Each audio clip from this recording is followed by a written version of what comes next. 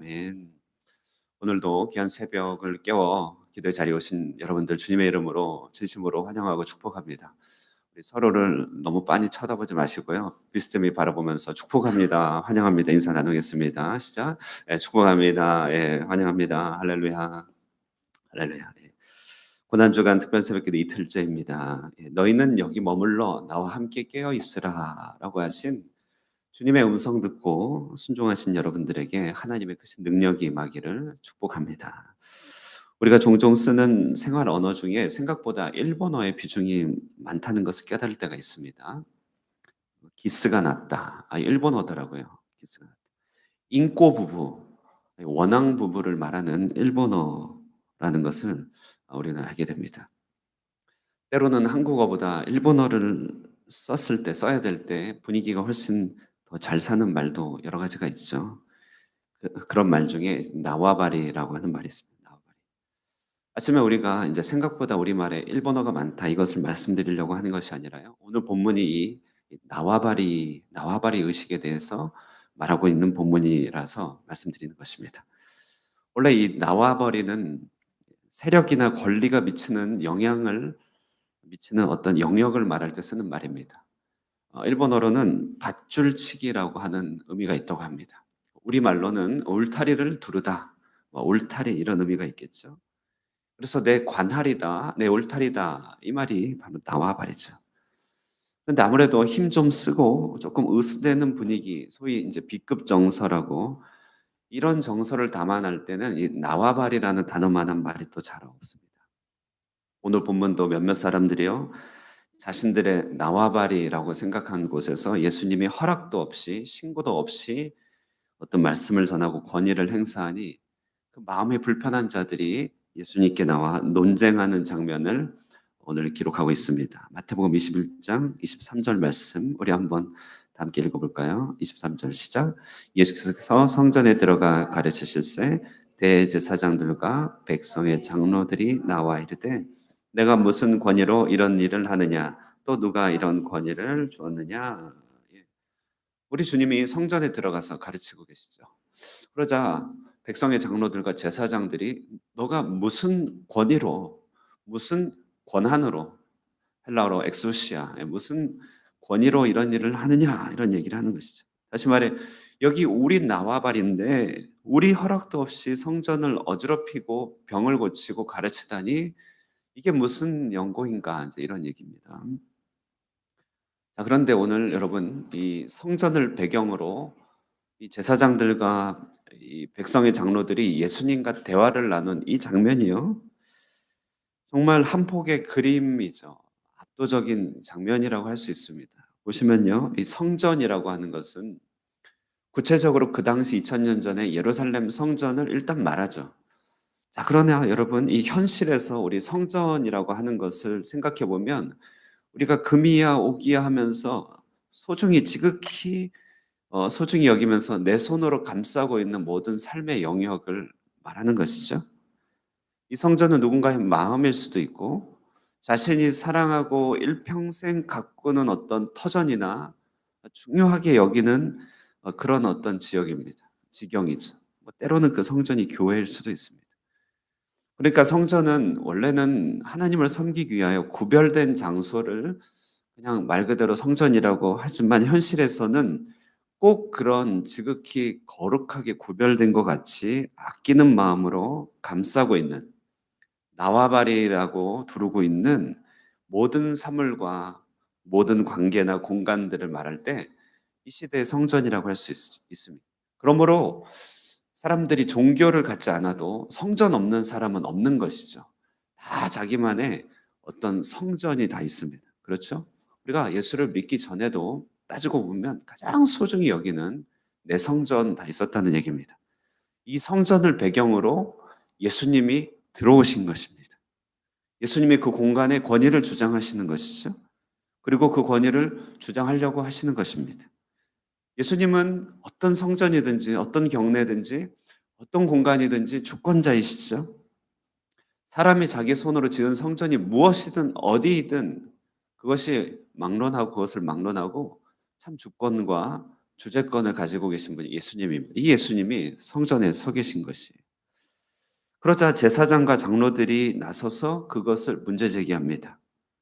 당시로서는 성전의 기능과 질서를 담당했던 사람들이 자신의 나와바리에 일종의 이 침투를 받은 것이라고 생각하고 예수님의 주권을 의심하고 거부합니다.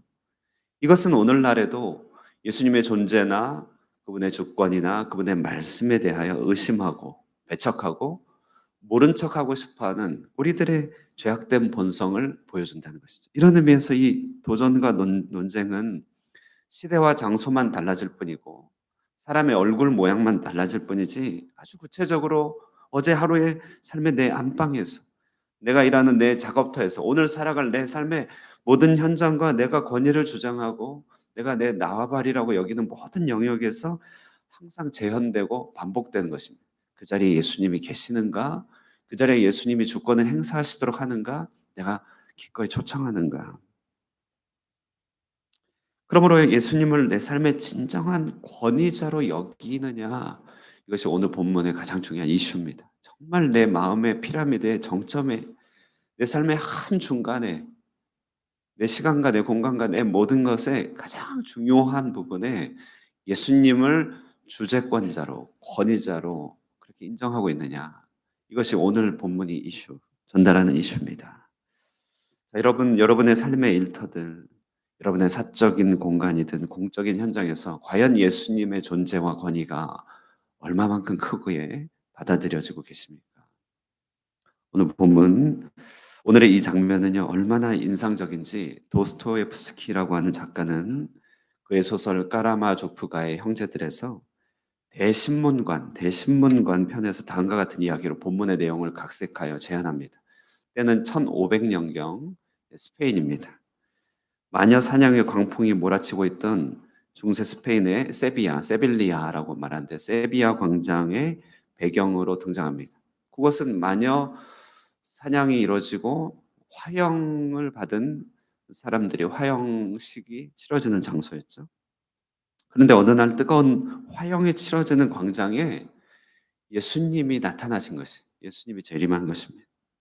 사람들은 이내 예수님을 알아보았습니다. 저분이 예수님이다.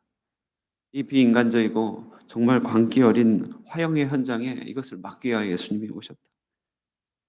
그리고 화형을 집행하려고 했던 대신문관도 그 사람이 예수인지를 한 번에 알아보았습니다. 그러나 그 대신문관은 예수님을 체포합니다. 감옥에 가둡니다. 그리고 신문합니다. 그러면서 하는 말이 우리가 잘하고 있는데 왜 왔냐는 것입니다. 우리가 우리의 자리에서 우리의 권위로 세상을 나름대로 돌아가게 하고 있는데 당신이 오면 얼마나 큰 방해가 되는지 아느냐. 그러면서 내가 당신을 화형시키겠다.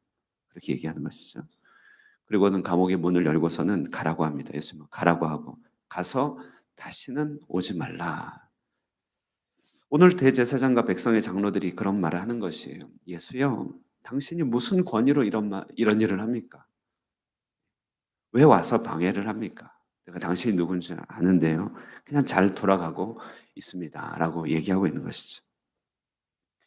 어제 우리는 하나님께서 기뻐하시는 열매 맺는 인격의 변화에 대해서 생각해 보았습니다. 마치 우리의 내면이 꼭 음식의 삽킨과 발효가 되는 것처럼 우리 외형은 그대로인 것 같지만 우리 속에서부터 변화되는 존재가 탈바꿈되는 상태가 변화되는 뭔가 부드러워지고 정말 뭔가 힘이 없어지고 빠지고 정말 뭔가 대단한 부드러운 능력이 우리 안에 생겨나는 그런 내면의 변화를 얘기하죠. 이를 위해서 우리는 진짜로 하나님을 믿어야 된다 말씀드렸는데요. 정말 하나님을 믿는다라고 하는 것, 그것은 실은 예수님을 우리에게 있어서 가장 중요한 권위자로, 가장 중요한 권위 있는 분으로 여긴다는 것을 말합니다. 정말 나 같은 사람이 변화되어 하나님의 일을 하게 된다는 것이 얼마나 어려운가요? 고집스럽고 영적으로 무지하고 반항기 가득한 사람들이 변화되어서 하나님의 일을 한다는 것이 얼마나 불가능한 일인가요? 그러나 예수님이 우리 안에서 권위를 행하시면 산이 들려서 바다에 던지는 일도 가능하다는 것이죠. 그러므로 우리는 예수님의 권위를 인정해야 되는 것이죠. 예수님이 정말 우리 속에 권위를 행사하실 수 있도록 마음을 열어야 됩니다. 어떻게 그럴 수 있는가? 첫 번째 보면요. 우리에게 주어진 성경의 권위를 인정하고 거기에 귀를 기울여야 됩니다. 마태복음 21장 24절 25절 두 구절인데요. 우리 한번 읽겠습니다. 시작. 예수께서 대답하시되 나도 한 말을 너에게 물으리니 너희가 대답하면 나도 무슨 권위로 이런 일을 하는지 이르리라. 요한의 세례가 어디로부터 왔느냐? 하늘로부터냐 사람으로부터냐? 그들이 서로 의논하여 이르되 만일 하늘로부터라 하면 어찌하여 그를 믿지 아니하였느냐 할 것이요. 예수님은 자신이 유권자라고 하는 즉답은 피합니다. 준비가 되지 않은 자에게 정답을 가르쳐 주는 것이 별 소용이 없다는 것을 아시기 때문에 그렇죠. 그러나 이미 주어진 설정에서부터 자신의 존재를 드러내시죠. 그것은 바로 세례 요한의 세례에 대한 질문입니다. 세례 요한의 세례가 하늘로부터인가 땅으로부터인가? 세례 요한은 구약의 마지막 선지자입니다. 세례 요한은 정말 하나님 보내신 사람이죠. 세례 요한은 예수님을 준비시켰고 하나님의 말씀을 전하였던 정말 성경과 같은 인물이었죠. 예수님은 자신의 권위를 강요하거나 주입하지 않고 세례 요한의 사역으로부터 도출합니다. 그의 세례가 하늘로부터인가 땅으로부터인가. 제사장들과 백성의 장로들은 알았죠. 그의 세례가 하늘로부터임을 알았습니다. 그의 말씀의 권위가 능력이 내용이 하늘로부터 임한 걸 너무 잘 알았습니다. 그런데 사람들은 그것을 인정하게 되면 왜 예수님의 권위를 인정하지 않느냐 할 것이니 물러서는 것이죠. 그렇다고 세례 요한의 권위를 부정할 수도 없습니다. 백성들이 그를 하늘의 사람으로 알기 때문에 그렇습니다. 여러분 이 세례 요한의 자리, 오늘날 세례 요한의 자리가 있습니다. 오늘날 세례 요한의 자리가 바로 성경입니다. 성경. 세례 요한이 차지하는 이 비중을 성경이 그대로 가지고 있어요. 성경은 여러분 우리 나중에 셰퍼드 라이프 공부하다 보면 나중에 얘기하는데요. 두 개의 언어로 세 개의 대륙에서 40여 명의 저자가 1500년에 걸쳐서 글을 썼습니다. 그러니 서로 다른 문서들이 모여진 것이죠. 그러나 완전히 하나로 통일되어 있습니다. 그것은 바로 요한복음 5장 39절에서 이 모든 성경이 예수인 나에 대해서 하는 얘기다 이렇게 말을 하고 있죠. 성경은 정말 하나님께서 숨을 풀어 넣으신 그런 저작입니다. 때로는 우리가 영화나 드라마를 보면요. 영화나 드라마 가운데서 어떤 설정이나 등장인물이 하는 대사가 저거는 저 사람의 대사가 아니고 작가의 말이다라고 느껴질 때가 있죠. 그러면 드라마의 등장인물의 주인공을 보면서 우리는 여러 대사들을 보면서 주제들을 보면서 그 영화나 드라마를 저작한 작가와 만나고 호흡하는 경우가 종종 있습니다. 작가가 저런 생각을 하고 있구나. 설득이 된다. 성경을 읽다 보면 때때로 사람들의 대사나 글귀 가운데서 하나님이 직접 말씀하시는 것 같은 그 육성을 들을 때가 있는 것이죠. 왜냐하면 성경에 호흡을 불어넣는 이는 하나님이기 때문에 그렇습니다. 그러므로 성경을 받아들이고 성경의 권위를 인정하며 성경의 가치를 받아들이는 사람은 예수님의 권위를 깨닫게 됩니다. 예수님을 소중히 여기는 사람은 성경으로 가게 되어 있습니다. 오늘 성전의 권리를 주장하는 사람들은 세례 요한의 권위에서 회피하였죠. 그러자 주님께서도 내 권위를 가르쳐 주지 않겠다. 정말 재미난 표현 아닙니까? 정말 그렇습니다. 정말 진짜로 주님의 권위를 알고자 한다면 주님께서 가르쳐 주셨을 텐데요. 우리가 우리의 자리에서 정말 눈앞에 들린 성경이 있지 않습니까? 성경이 내게 권위 있게 말하고 있음을, 내게 할 말이 있음을, 성경이 살아서 무수한 할 얘기가 있음을 우리가 알지 못한다면 사실은 예수님을 내 삶의 권위자로 두기가 어렵다는 것입니다. 반면에 성경을 펼쳐보십시오. 힘들어도 어려워도 그것이 내 삶의 습관이 되게 한번 해보세요. 힘들고 어려워도 매일매일 꾸역꾸역이라도 괜찮습니다. 매일매일 힘들게 운동하는 그 운동이 내 삶을 지탱하듯이 성경을 읽다 보면 어느덧 성경의 저자이신 예수 그리스도께서 살아서 내게 말씀하시는 것을 듣게 될 것입니다. 두 번째, 우리 삶 속에서 어떻게 산을 들어 바다에 던지우리라고 말씀하시는 그 권위 있으신 예수님의 그 모습을 인정하며 살 수 있을까요? 두 번째는요. 오늘 익숙한 표현으로 우리 시대 익숙한 표현으로 말씀드린다면요. 바로 just do it이라고 할 수 있어요. just do it. just do it. 예, 한번 순종해 보는 것입니다. 오늘 28절에서 31절까지 보시면 간략한 비유를 얘기하고 있죠. 두 아들의 비유입니다. 아버지가 포도원에 가서 일을 하라고 두 아들한테 얘기합니다. 첫째한테 얘기하죠. 첫째는 아버지 체면을 고려하고 갈등이 일어나는 것을 싫어서 네라고 얘기합니다. 그러나 실은 자기 뜻을 조금 더 굽히지 않죠. 그는 순종하지 않습니다. 첫째 아들입니다. 둘째 아들은요, 좀 둘째스럽습니다. 물론 여러분 혹시 둘째 계시다면 양해해 주세요. 제가 둘째거든요. 둘째는 그냥 있는 그대로 잘 못 받아들여요. 항상 자기 식대로 한번 아니요 한번 일단 얘기하고, 둘째는 아니라고 합니다. 자기 하고 싶은 게 있는 거예요. 싫다고 얘기합니다. 그러나 아버지의 뜻이 마음에 남습니다. 그래서 뉘우치죠. 그래서 just do it. 그냥 행합니다. 아버지의 말씀에 그냥 늦더라도 따릅니다. 로마서 6장 16절 보면요. 너희 자신을 종으로 내주어 누구에게 순종하든지 순종함을 받은 자의 종이 되는 줄을 너희가 알지 못하느냐. 죄의 종으로 사망에 이르고 순종의 종으로 의에 이른다. 여러분, 이 권이라고 하는 것은요, 지식으로 아는 것이 아닙니다. 권이라고 하는 것은 순종함으로 알게 됩니다. 우리 하나님께서 우리에게 가르쳐 주시는 여러 내용과 커리큘럼이 있을 텐데요. 하나님의 권위, 예수님의 권위를 인정하고 받아들이고 주께서 우리 삶 가운데 권위를 행사하실 수 있도록 우리가 배우는 커리큘럼이 있습니다. 그것을 꼭 배워야지만 능력도 알고 세상이 변화되는 것도 알고, 주님은 힘과 재능으로 일하는 것이 아니라 주님의 권위로 일하신다는 것을 우리는 깨닫게 되거든요. 근데 그 권위는 지식으로 아는 게 아닙니다. 권위는 순종함으로 하나둘씩 배워가게 되는 것이죠. 순종함으로 나타난 내 삶 속에 희락이 있을 때, 내게 능력이 임할 때, 순종할 때 임하게 되는 예수님의 임재가 느껴질 때, 그때 권위 있으신 예수님이 함께 있음을 알게 되는 것이죠. 성전 경내에서 삶의 터전을 소위 자기縄張리로 여겼던 그들은 세례 요한을 통하여 명백하게 들렸던 주님의 말씀을 듣지 않았습니다. 다 자기 뜻이 있는 것이죠. 그러나 세리와 창기들, 본문에 말하면 둘째들은요, 처음에는 방황했죠. 잘 몰라서 그랬습니다. 그러나 말씀이 들리고 마음을 두드리자 순종하기 시작했습니다. 그랬더니 그때 질병이 고쳐집니다. 오랜 문제들이 해결이 됩니다. 마음에 희락이 있습니다. 예수님이 그들 가운데 임재하고 있다는 것을 느끼게 됩니다. 우리 삶의 공간에 just do it.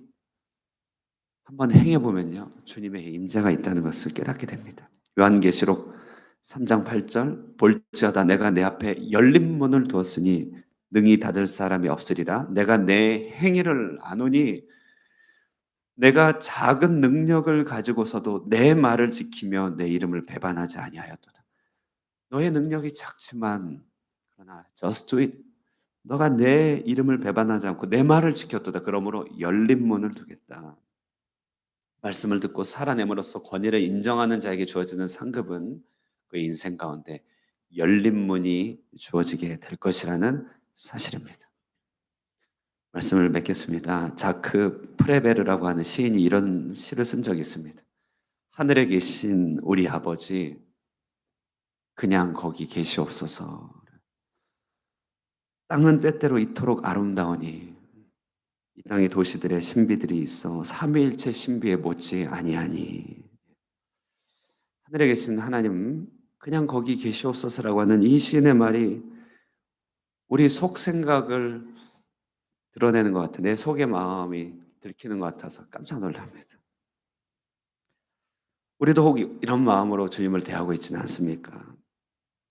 오늘 찬송에 말합니다. 주 예수 대문 밖에 기다려 섰으나 단단히 잠가두고 못 들어오시네.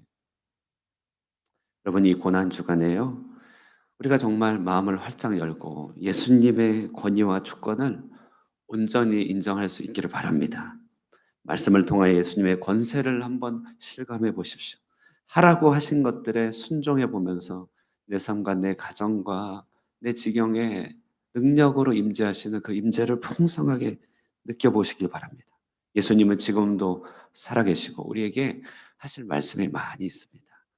오늘 하루도 그 주님의 권위를 인정하며 주님, 내 마음의 피라미드의 제일 꼭대기에 가장 좋으신 주님, 선하신 주님을 모셔드립니다. 내 마음속에 자정하여 들어오시옵소서라고 고백하고 인정하시며 기도하시는 여러분들 되시기를 주님의 이름으로 축원드립니다. 기도하겠습니다. 참 사랑과 은혜의 하나님 아버지, 주권자 되시고 모든 만물의 으뜸이 되시는 우리 주 예수 그리스도의 주재권을 이 시간에 인정하길 원합니다. 내 삶의 경내에, 내 마음의 성소에 참 주인이시며 권위 있게 말씀하시는 주님의 모습 앞에, 그 앞에 엎드려 순종함으로 주님의 임재를 맛보길 원합니다. 하늘과 땅의 중보자가 되어 주시고 모든 지혜와 지식을 가지고 계시며 모든 주권을 그 손에 행사하고 계시는 전능하신 주님이시여, 우리 삶 속에 참으로 임하여 주셔서 우리에게 말씀을 베풀어 주시고 주의 능력과 권세를 행하여 주시기를 간절히 원합니다.